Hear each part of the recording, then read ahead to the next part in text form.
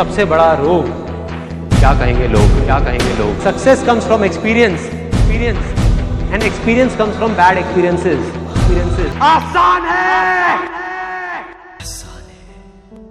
एक बार की बात है, एक बहुत बड़ी आर्ट गैलरी ने कॉन्टेस्ट डिक्लेयर किया।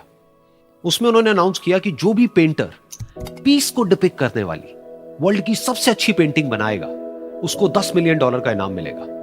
यह बात पूरी दुनिया में फैल गई और पूरी दुनिया से हजारों पेंटर्स ने अपनी अपनी पेंटिंग भेजी उस कॉन्टेस्ट में पार्टिसिपेट करने के लिए। उन हजारों पेंटिंग्स में से जो इस कॉन्टेस्ट के जजेस थे, उन्होंने फाइनली 100 पेंटिंग्स को शॉर्टलिस्ट किया और उन 100 पेंटिंग्स की एक एग्जीबिशन लगाई। उस एग्जीबिशन में इन सारे पेंटर्स को तो इनवाइट किया ही किया, साथ ही साथ मीडिया वाले भी बैठे हुए थे और मीडिया वालों के साथ हजारों लोगों की भीड़ भी जमा थी। क्योंकि प्राइज अमाउंट इतना बड़ा था तो सबका इंटरेस्ट था ये जानने में कि कौन जीतेगा, कि वो पेंटिंग कैसी होगी और कौन वो पेंटर होगा जिसको इतना बड़ा अमाउंट मिलेगा। फाइनली वो दिन आ ही गया। वहां पर सारी ही पेंटिंग्स देखने लायक थी और एक से बढ़कर एक थी। उसमें से कुछ पेंटिंग्स थी जहां पर सबसे ज्यादा भीड़ थी। जैसे एक पेंटिंग थी जहां पर एक बिल्कुल साफ पानी की नदी बह रही थी, जिसके पीछे कुछ पहाड़ थे, उसके ऊपर बर्फ जमी हुई थी और पीछे से सनराइज हो रहा।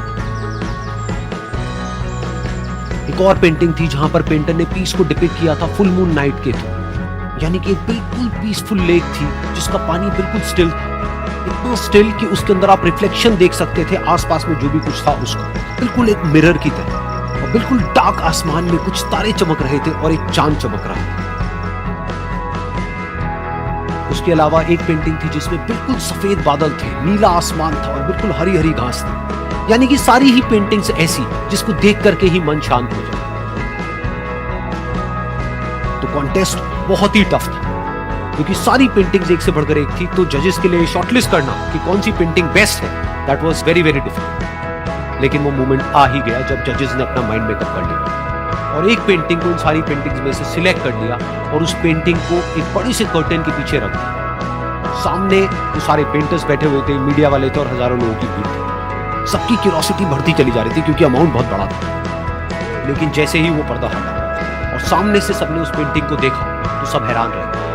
सब एक दूसरे की शक्ल देख रहे थे। किसी को कुछ समझ नहीं आ रहा था कि एक्चुअल में हो क्या रहा, क्योंकि वो पेंटिंग जो वहां पर दिख रही थी वो दूर दूर तक शांति को डिपिक्ट नहीं कर रही थी। तो सबको लगा कि शायद उस आर्ट गैलरी से कोई गलती हुई है या जजेस से कोई गलती हुई है और किसी गलत पेंटिंग को वहां पर रख दिया। तो कुछ पेंटर्स एक साथ गए, जाकर के उस आर्ट गैलरी के ओनर से मिले और जाकर के उससे पूछा कि क्या ये कोई गलती है, गलती से कहीं कोई गलत पेंटिंग तो आपने वहां पे नहीं रख दी है। तो आर्ट गैलरी वाला थोड़ा सा मुस्कुराया और बोला नहीं, ये पेंटिंग बिल्कुल ठीक है, जजेस ने इसी पेंटिंग को सिलेक्ट किया है और यही पेंटिंग आज की विनर है।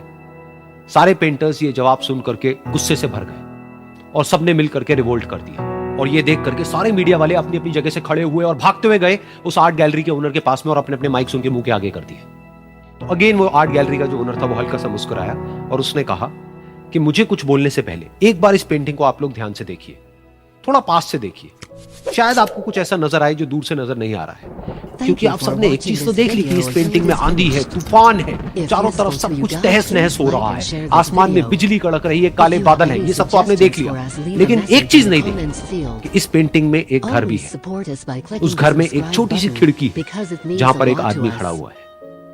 ध्यान से जाकर के देखिए, वो जो आदमी खड़ा हुआ है और बाहर देख रहा है उस घर से, उसके चेहरे पर कोई डर नहीं है बल्कि एक हल्की सी मुस्कान है, एक ठहराव है, एक सुकून है।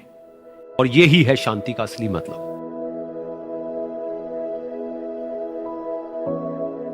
यानी कि शांति का मतलब यह नहीं है कि हमारे बाहर सब कुछ शांत है और फिर हम शांत हैं, क्योंकि वो टेम्पररी है। असली शांति का मतलब यह है कि हमारे बाहर चाहे जो कुछ भी हो रहा हो, हम अंदर से पूरी तरह से शांत हैं, हमारा मन शांत है।